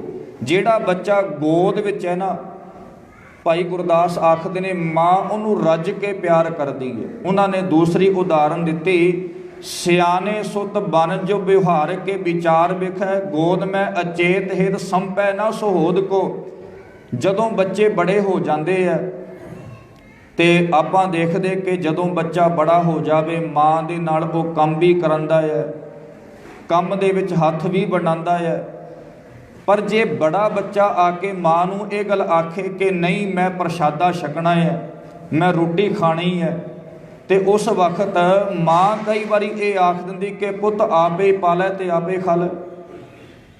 ਪਰ ਜਿਹੜਾ ਬੱਚਾ ਗੋਦ ਵਿੱਚ ਹੈ ਨਾ, ਮਹਾਰਾਜ ਕਹਿੰਦੇ ਉਹ ਕੰਮ ਵੀ ਕੋਈ ਨਹੀਂ ਕਰਾਂਦਾ। ਜਿਹੜਾ ਬੱਚਾ ਮਾਂ ਦੀ ਗੋਦ ਵਿੱਚ ਹੈ, ਨਾ ਤਾਂ ਉਹ ਕੰਮ ਕਰਾਂਦਾ ਕੋਈ, ਤੇ ਸਾਧ ਸੰਗਤ ਜੀ ਉਲਟਾ ਹਰ ਵਕਤ ਮਾਂ ਨੂੰ ਤੰਗ ਕਰਦਾ ਹੈ। ਪਰ ਭਾਈ ਗੁਰਦਾਸ ਆਖਣ ਲੱਗੇ, ਜਦੋਂ ਵੀ ਉਹ ਬੱਚਾ ਰੋਣਾ ਸ਼ੁਰੂ ਕਰਦਾ ਹੈ, ਮਾਂ ਨੂੰ ਕਦੇ ਆਵਾਜ਼ ਮਾਰ ਕੇ ਨਹੀਂ ਕਿਹਾ ਕਿ ਮੈਨੂੰ ਭੁੱਖ ਲੱਗੀ ਹੈ, ਮਾਂ ਉਸੇ ਵਕਤ ਸਾਧ ਸੰਗਤ ਜੀ ਸਾਰੇ ਕੰਮ ਛੱਡ ਕੇ ਆ ਕੇ ਆਪਣੇ ਗੋਦ ਵਾਲੇ ਬੱਚੇ ਨੂੰ ਸੰਭਾਲਦੀ ਹੈ ਤੇ ਉਹਨੂੰ ਉਸੇ ਵਕਤ ਦੁੱਧ ਦੇਣਾ ਸ਼ੁਰੂ ਕਰ ਦਿੰਦੀ ਹੈ। ਪੁੱਛੀਏ ਕਿ ਬੜੇ ਬੱਚੇ ਤਾਂ ਤੁਹਾਡੇ ਨਾਲ ਕੰਮ ਵੀ ਕਰਾਉਂਦੇ ਸੀ, ਜਦੋਂ ਉਹਨਾਂ ਨੇ ਪ੍ਰਸ਼ਾਦਾ ਮੰਗਿਆ ਤੁਸੀਂ ਆਖ ਦਿੱਤਾ ਆਪੇ ਪਾ ਲਓ ਤੇ ਆਪੇ ਖਾ ਲਓ। ਛੋਟੇ ਨੇ ਆਵਾਜ਼ ਵੀ ਨਹੀਂ ਮਾਰੀ, ਹਲਕਾ ਜਿਹਾ ਰੋਣਾ ਸ਼ੁਰੂ ਕੀਤਾ। ਉਸੇ ਵਕਤ ਮਾਂ ਆਈ, ਬੱਚੇ ਨੂੰ ਚੁੱਕਿਆ, ਆਪਣੇ ਸੀਨੇ ਦੇ ਨਾਲ ਲਾ ਕੇ ਦੁੱਧ ਪਿਲਾਣਾ ਸ਼ੁਰੂ ਕਰ ਦਿੱਤਾ। ਭਾਈ ਗੁਰਦਾਸ ਇਸੇ ਗੱਲ ਨੂੰ ਸਮਝਾਉਂਦੇ ਨੇ ਕਿ ਜਿੰਨਾ ਟਾਈਮ ਤੂੰ ਨਿਮਾਣਾ ਬਣ ਕੇ, ਛੋਟਾ ਬਣ ਕੇ ਤੂੰ ਪਰਮਾਤਮਾ ਦੇ ਦਰ ਦੇ ਉੱਪਰ ਆਵੇਂਗਾ, ਜਿਵੇਂ ਮਾਂ ਆਪਣੇ ਗੋਦੀ ਵਾਲੇ ਬੱਚੇ ਨੂੰ ਸੰਭਾਲ ਲੈਂਦੀ ਹੈ, ਸੱਜਣਾ ਗੁਰੂ ਤੈਨੂੰ ਸੰਭਾਲ ਲਵੇਗਾ। ਜਿਸ ਵਕਤ ਤੇਰੇ ਮਨ ਹਾਥੀ ਵਾਲਾ ਹੋ ਗਿਆ, ਜਿਸ ਵਕਤ ਸਾਡੀ ਬਿਰਤੀ ਹਾਥੀ ਵਾਲੀ ਹੋ ਗਈ, ਉਸੇ ਵਕਤ ਗੁਰੂ ਨੇ ਆਖ ਦੇਣਾ ਫਿਰ ਹੁਣ ਆਪਣਾ ਕੰਮ ਕਰ। ਭਾਈ ਗੁਰਦਾਸ ਜੀ ਨੇ ਤੀਸਰੀ ਉਦਾਹਰਨ ਦਿੱਤੀ, ਆਖਣ ਲੱਗੇ ਪਲਨਾ ਸੁਬਾਏ ਮਾਏ ਗ੍ਰਹਿ ਕਾਜ ਲਾਗੈ ਜਾਏ, ਸੁਨ ਸੁਤ ਰੋਦਨ ਪੈ ਪੀਆਵੈ ਮਨ ਮੋਦ ਕੋ। ਕਹਿੰਦੇ ਮਾਂ ਨੇ ਆਪਣੇ ਬੱਚੇ ਨੂੰ ਪੰਗੂੜੇ ਦੇ ਵਿੱਚ ਪਾਇਆ, ਪੰਗੂੜੇ ਦੇ ਵਿੱਚ ਪਾ ਕੇ ਉਹ ਘਰ ਦੇ ਕੰਮ ਕਰਨ ਲੱਗੀ। ਤੇ ਜਦੋਂ ਕੰਮ ਕਰਦੀ ਹੈ, ਕਿੱਡੀ ਕਮਾਲ ਦੀ ਗੱਲ ਹੈ। ਇੱਥੇ ਉਦਾਹਰਨ ਬਾਬਾ ਨਾਮਦੇਵ ਜੀ ਨੇ ਵੀ ਦਿੱਤੀ ਹੈ। ਗੁਰੂ ਕੀ ਬਾਣੀ ਦਾ ਵਚਨ ਹੈ, ਜੇ ਨਾਮ ਜਪਣਾ ਸਿੱਖਣਾ ਹੈ ਨਾ ਤਾਂ ਉਸ ਮਾਂ ਦੇ ਕੋਲੋਂ ਸਿੱਖ ਲਈ। ਹੁਣ ਸਾਡਾ ਬੱਚਾ ਚੱਲਣ ਫਿਰਨ ਯੋਗ ਹੋ ਜਾਵੇ ਨਾ, ਬੱਚਾ ਜੇ ਘਰ ਦੇ ਬਾਹਰ ਵੀ ਖੇਲਦਾ ਹੈ, ਘਰ ਤੋਂ ਬਾਹਰ ਵੀ ਖੇਲਦਾ, ਗਲੀ ਵਿੱਚ ਖੇਲਦਾ ਹੋਵੇ ਤੇ ਮਾਂ ਆਪਣੇ ਘਰ ਦੇ ਕੰਮ ਕਰਦੀ ਹੈ, ਬੱਚਾ ਜੇ ਸਾਡਾ ਗਲੀ ਦੇ ਵਿੱਚੋਂ ਵੀ ਰੋਣਾ ਸ਼ੁਰੂ ਹੋ ਜਾਵੇ ਨਾ, ਬੱਚੇ ਦੀ ਰੋਣ ਦੀ ਆਵਾਜ਼ ਆ ਜਾਵੇ, ਉਸੇ ਵਕਤ ਸਾਧ ਸੰਗਤ ਜੀ ਕੋਈ ਨਹੀਂ ਸਮਝ ਸਕਦਾ, ਪਰ ਕਮਾਲ ਦੀ ਗੱਲ ਹੈ, ਆਪਣੇ ਬੱਚੇ ਦੀ ਆਵਾਜ਼ ਰੋਣ ਦੀ ਜਦੋਂ ਆਉਂਦੀ ਹੈ, ਉਸੇ ਵਕਤ ਮਾਂ ਦੇ ਕੰਨ ਵਿੱਚ ਪੈਂਦੀ, ਸਾਰੇ ਕੰਮ ਛੱਡ ਕੇ ਜਦੇ ਹੀ ਦੌੜ ਜਾਂਦੀ ਹੈ। ਭਾਈ ਗੁਰਦਾਸ ਆਖਣ ਲੱਗੇ ਕਿ ਜਿੰਨਾ ਟਾਈਮ ਤੂੰ ਨਿਮਾਣਾ ਬਣ ਕੇ ਪਲਨਾ ਸੁਬਾਏ ਮਾਏ ਗ੍ਰਹਿ ਕਾਜ ਲਾਗੈ ਜਾਏ, ਸੁਨ ਸੁਤ ਰੁਦਨ ਪੈ ਪੀਆਵੈ ਮਨ ਮੋਦ ਕੋ। ਕਹਿੰਦੇ ਉਸੇ ਵਕਤ ਮਾਂ ਆਪਣੇ ਬੱਚੇ ਨੂੰ ਸੰਭਾਲਦੀ ਹੈ। ਗੁਰੂ ਕੇ ਸਿੱਖੋ, ਜੇ ਆਪਾਂ ਪਰਮਾਤਮਾ ਦੇ ਦਰ ਤੇ ਪ੍ਰਵਾਨ ਹੋਣਾ ਹੈ ਤਾਂ ਫਿਰ ਇੱਕੋ ਇੱਕ ਤਰੀਕਾ ਉਹ ਹੈ ਨਿਮਾਣਾਪਨ, ਨੀਵਾਂਪਨ, ਪਰਮਾਤਮਾ ਦੇ ਦਰ ਦੇ ਉੱਪਰ ਪ੍ਰਵਾਨ ਹੋਣ ਦਾ। ਹੁਣ ਆਪਾਂ ਗੁਰੂ ਕੀ ਬਾਣੀ ਦੇ ਵਿੱਚੋਂ ਪੁੱਛ ਲਈਏ, ਸਮਾਂ ਸਿਰਫ 10 ਕੁ ਮਿੰਟ ਦਾ ਬਾਕੀ ਹੈ। ਮੈਂ ਫਿਰ ਬੇਨਤੀ ਕਰਾਂ, ਮੇਰੀ ਦਿਲੀ ਤਮੰਨਾ ਕਿ ਆਪਾਂ ਜੇ ਧਰਮ ਕਮਾਉਂਦੇ ਆ ਨਾ ਤਾਂ ਕੋਸ਼ਿਸ਼ ਕਰੀਏ ਕਿ ਆਪਾਂ ਪ੍ਰਵਾਨ ਹੋ ਜਾਈਏ। ਸਾਰੀ ਉਮਰ ਕਿਤੇ ਇਹ ਨਾ ਹੋਵੇ ਨੱਕ ਵੀ ਰਗੜਦੇ ਰਹੀਏ, ਮੱਥੇ ਵੀ ਟੇਕਦੇ ਰਹੀਏ, ਸੇਵਾ ਵੀ ਕਰਦੇ ਰਹੀਏ, ਹਾਲ ਸਾਡਾ ਫਿਰ ਉਹੀ ਹੋਵੇ। ਫਿਰ ਸਾਧ ਸੰਗਤ ਜੀ ਉਹ ਜ਼ਿੰਦਗੀ ਦਾ ਸਵਾਦ ਨਹੀਂ ਹੈ। ਫਿਰ ਗੁਰੂ ਕੀ ਬਾਣੀ ਨੇ ਇੱਕ ਬਚਨ ਕੀਤਾ, ਸਤਿਗੁਰੂ ਪਾਤਸ਼ਾਹ ਜੀ ਆਖਦੇ ਨੇ ਕਿ ਜੇ ਤੇਰੇ ਮਨ ਦੇ ਅੰਦਰ ਭੁਲੇਖਾ ਹੈ ਨਾ ਕਿ ਸ਼ਾਇਦ ਨਾਮ ਜਪ ਕੇ ਬੰਦਗੀ ਕਰਕੇ ਨੀਵਾਂ ਹੋ ਕੇ ਮੇਰਾ ਆਧਾਰ ਨਹੀਂ ਹੋ ਸਕਦਾ, ਫਿਰ ਮਹਾਰਾਜ ਨੇ ਵੈਸੇ ਤਾਂ ਪ੍ਰਮਾਣ ਬਹੁਤ ਹੈ ਪਰ ਮੈਂ 2-3 ਕੁ ਤੁਹਾਡੇ ਨਾਲ ਸਾਂਝੇ ਕਰਾਂ। ਗੁਰੂ ਅਰਜਨ ਦੇਵ ਸੱਚੇ ਪਾਤਸ਼ਾਹ ਦਾ ਪਾਵਨ ਬਚਨ ਹੈ। ਗੁਰੂ ਅਰਜਨ ਸਾਹਿਬ ਆਖਦੇ ਨੇ, ਗੋਬਿੰਦ ਗੋਬਿੰਦ ਗੋਬਿੰਦ ਸੰਗ ਨਾਮ ਦਿਓ ਮਨ ਲੀਨਾ। ਜਿਹੜੇ ਨੀਵੇਂ ਹੋ ਕੇ ਆਏ ਨਾ ਪਰਮਾਤਮਾ ਦੇ ਦਰ ਤੇ, ਉਹ ਪ੍ਰਵਾਨ ਵੀ ਹੋਏ ਹੈ। ਜਦੋਂ ਬੰਦਾ ਆਪਣੀ ਬਿਰਤੀ ਨੂੰ ਨੀਵਾਂ ਕਰਕੇ ਪਰਮਾਤਮਾ ਦਾ ਨਾਮ ਜਪਦਾ, ਬੰਦਗੀ ਕਰਦਾ ਹੈ, ਤੇ ਉਸ ਵਕਤ ਗੁਰੂ ਅਰਜਨ ਦੇਵ ਸੱਚੇ ਪਾਤਸ਼ਾਹ ਆਖਣ ਲੱਗੇ, ਗੋਬਿੰਦ ਗੋਬਿੰਦ ਗੋਬਿੰਦ ਸੰਗ ਨਾਮ ਦਿਓ ਮਨ ਲੀਨਾ।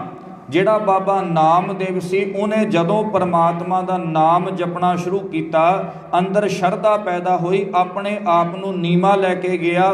ਤੇ ਜਿਹੜੇ ਲੋਕ ਆਖਦੇ ਸਨ ਨਾ ਅੱਧੀ ਕੌਡੀ ਦਾ ਸ਼ੀਂਬਾ, ਲੋਕਾਂ ਦੇ ਬਚਨ ਸੀਗੇ। ਸਾਧ ਸੰਗਤ ਜੀ, ਗੁਰੂ ਕੀ ਬਾਣੀ ਨੇ ਕਿਹੋ ਜਿਹਾ ਨਿਰਣਾ ਕੀਤਾ। ਮਹਾਰਾਜ ਆਖਦੇ ਨੇ, ਆਡ ਦਾਮ ਕੋ ਸ਼ੀਪਰੋ। ਕਹਿੰਦੇ ਆ ਸ਼ੀਂਬਾ ਅੱਧੀ ਕੌਡੀ ਦਾ। ਪਰ ਗੁਰੂ ਅਰਜਨ ਦੇਵ ਸੱਚੇ ਪਾਤਸ਼ਾਹ ਆਖਣ ਲੱਗੇ, ਜਦੋਂ ਪਰਮਾਤਮਾ ਦੇ ਦਰ ਤੇ ਆਇਆ, ਨਾਮ ਜਪਣਾ ਸ਼ੁਰੂ ਕੀਤਾ, ਹਾਥੀ ਵਾਲਾ ਸੁਭਾਅ ਛੱਡਿਆ, ਉਸੇ ਵਕਤ ਹੋਇਓ ਲਖੀਣਾ। ਉਹ ਨਾਮਦੇਵ ਮਹਾਰਾਜ ਕਹਿੰਦੇ ਲੱਖਾਂ ਦਾ ਹੋ ਕੇ ਬੈਠ ਗਿਆ। ਸਾਧ ਸੰਗਤ ਜੀ, ਅੱਜ ਦੁਨੀਆ ਦੀ ਸਾਰੀ ਤਾਕਤ ਜ਼ੋਰ ਲਾ ਲਵੇ, ਭਾਵੇਂ ਆਪਾਂ ਲੱਖ ਕਥਾ ਕਰਦੇ ਹਾਂ, ਭਾਵੇਂ ਕੀਰਤਨ ਕਰਦਾ ਹੋਵੇ, पर दरबार साहब कीर्तन कर लगे साध संगत जी दुनिया भर के टैसट देने पैंदे है, दुनिया भर की पढ़ाई करनी पैंदी है, बहुत बड़ा तप करके तां जाके दरबार साहब बंदा कोई ड्यूटी कर सकता है। पर कमाल की गल है, जिन्हों लोग आखते सन अद्धी कौडी का शिंबा अज दरबार साहब सेंटर दे विच बैठा है ते सारे लोग जाके उन्होंने मत्थे भी टेकते हैं। दरबार साहब दे विच गुरु ग्रंथ साहब का प्रकाश है ते उहदे विच बाणी बाबे नामदेव दी भी है ते बाबा नामदेव नूं सारे नमस्कार करते, जिहड़े लोग आखते सन ये अद्धी कौडी का शिंबा। पर होया उदों जदों उन्हें अपना हाथी वाला सुभाअ छड्ड के परमात्मा नूं जपना शुरू किया ते गां उदाहरण दिती। गुरु अर्जन देव सच्चे पातशाह आखण लगे कि तनना बुनना त्याग कै प्रीत चरण कबीरा, नीच कुला जुलाहरो भयो गुनी गहीरा। हुण कबीर साहब की उदाहरण दिती, कहते लोग आखते सन ये तो जुलाहा है, ये किवें प्रवान हो सकता। देखो इत्थे सार संगत जी भावें लोकां दी विरती दे विच वो जातां नूं भिंडदे ने, जातां दे उपर कटाक्ष करते हैं, पर गुरु के सिखो याद रखो जदों कोई बंदा परमात्मा का नाम जपदा ना, जदों बांह परमात्मा फड़ लवे फिर सार संगत जी ये परमात्मा इहो जी बख्शिश करता है जिन्हों लोग नीच आखते सन, फिर उही लोग उन्होंने आके मत्थे टेकते हैं। ये गुरु की बाणी का वचन है। पातशाह आखते ने कि तनना बुनना त्याग कै प्रीत चरण कबीरा, नीच कुला जुलाहरो भयो गुनी गहीरा। अज महाराज कहते जिन्हों कबीर जुलाहा आखते सन वो भी लखां गुणा वाला होके बैठ गया। अज भी सारे लोग उन्हां दी बाणी नूं नमस्कार करते हैं। फिर इन्हां ने तीसरी उदाहरण दिते। गुरु अर्जन देव सच्चे पातशाह आखण लगे रविदास ढुवंता ढोर नीत तिन त्यागी माया। जदों रविदास भगत जी पशुओं का चम लांदे सन, लोग सार संगत जी घृणा करते सी, क्योंकि जिहड़ा बंदा चम लाण का काम करता है गुरु के सिखो, जदों वो इहो जे किरत काम करेगा उहदा जिहड़ा खून है पशुओं का कपड़े के उपर लाजम गिरेगा। तो गुरु की बाणी ने आख्या कहते ये रविदास ये चमियार जिहड़ा पशुओं के चम लाण का काम करता है, पर सतगुरु पातशाह जी आखते ने याद रख गुरु के सिखा, भावें जदों ये काम करते सन इन्हां ने काम दे नाल अपने चित्त नूं रब दे नाल जोड़िया, ते जिन्हां नूं लोक माड़ा आखते सन उही सार संगत जी परमात्मा दे दर दे उपर परवान होए। सतगुरु पातशाह आखण लगे रविदास ढुवंता ढोर नीत तिन त्यागी माया, प्रगट होआ साध संग हर दर्शन पाया। उन्होंने चौथी उदाहरण दी। महाराज आखण लगे सैन नाई बुतकारीआ, वह घर घर सुनिया। जदों भगत सैन की गल करते हैं तो सतगुरु पातशाह आखण लगे लोग आखते सन घर घर दे विच ये बुतियां करन वाला, घर घर दे विच ये काम करन वाला किवें प्रवान हो सकता है। महाराज आखण लगे सैन नाई बुतकारीआ, वह घर घर सुनिया हिरदै वसिया, पार ब्रह्म भगतां मह गनिया। लोकां दे घरां दे विच बुतियां करन वाला भी महाराज कहते परमात्मा उदों बांह फड़ के फिर उच्चा कर दिंदा है। ते फिर पंजवीं गल कीती, सतगुरु पातशाह आखण लगे एह बिद सुन कै जट रो, उठ भगती लागा, मिलै प्रतख गुसाइयां धन्ना वडभागा। कहते जिहड़ा भगत धन्ना सी सार संगत जी जदों उन्हें ये देखा कि ये नीवी कुल दे जिन्हां नूं लोक नीमा आखदे सन, जे ये परमात्मा दे दर दे उपर परवान हो सकते हैं, फिर सार संगत जी उस वक्त भगत धन्ना जी ने उन्होंने जदों परमात्मा की बंदगी की वो भी परवान हुए है। उन्हों का भी सतगुरु पातशाह ने पार उतारा किया। इसे करके ये बेनती है कि जदों भी आपां जे साडी बिरती हाथी वाली है, जिन्ने टाइम मर्जी सार संगत जी आपां मत्थे टेकीए, जिन्ना टाइम सार संगत जी मर्जी आपां नक रगड़ीए। मैं फिर बेनती करा, देखो गुरु की बाणी का वचन है। महाराज आखते ने हर है खांड रेत में बिखरी, हाथी चुनी ना जाए। हाथी वाला सुभाव महाराज कहते नहीं परवान हो सकता। कह कबीर गुर भली बुझाई, कीटी होए कह खाए। जिस दिन तू कीड़ी बन के आ गया, याद रखी परमात्मा के दर दे उपरों तेरे घर दे विच तेरी जिंदगी दे विच बरकतां ही बरकतां है, उस वक्त तू प्रवान हो सकदा है। जे धर्म नूं कमाना गुरु के सिखो, सौखा जिहा तरीका यही है। महाराज कहंदे नीमा हो के चल, निमाणा हो के चल, तू धर्म दे उपर प्रवान हो सकदा है। जे तेरे विच नीमापन नहीं है, तेरे अंदर छल है, कपट है, ईरखा, निंदिया है, फिर जिन्ने मर्जी धर्म दे कर्म कर लई, महाराज कहंदे प्रवान नहीं हो सकदा। इस करके बेनती है कि आपां नीवें हो के, निमाणे हो के, पूरे समाज नूं एक सार मन के सार संगत जी धर्म नूं कमाईए। गुरु किरपा करे, फिर साडा चलिया होया एक एक कदम पातशाह जी अपने दर ते प्रवान करते हैं। साध संगत जीओ, मैं फिर बेनती करा, बहुत उदाहरणा ने, इतिहास भरिया पिया है। जे आप इस गल नूं समझना, बड़ियां उदाहरणा ने किवें परमात्मा दे दर ते प्रवान होया जा सकदा। पर समय की एक सीमा है, 5 मिनट बाकी है। एक उदाहरण दे के समाप्ति कर लगे आ। इसे ही संबंध विच बेनती करा, सार संगत जी किवें वो प्रवान हुंदे ने। गुरु नानक साहब सच्चे पातशाह जी एक दिन जिहड़ा प्रचार का सफ़र कर रहे सी, ते धन गुरु नानक देव सच्चे पातशाह जी नूं एक व्यापारी बनजारा मिलिया।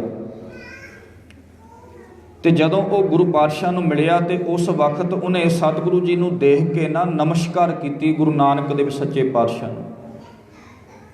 ते नमस्कार करके गल आखण लग्या, महाराज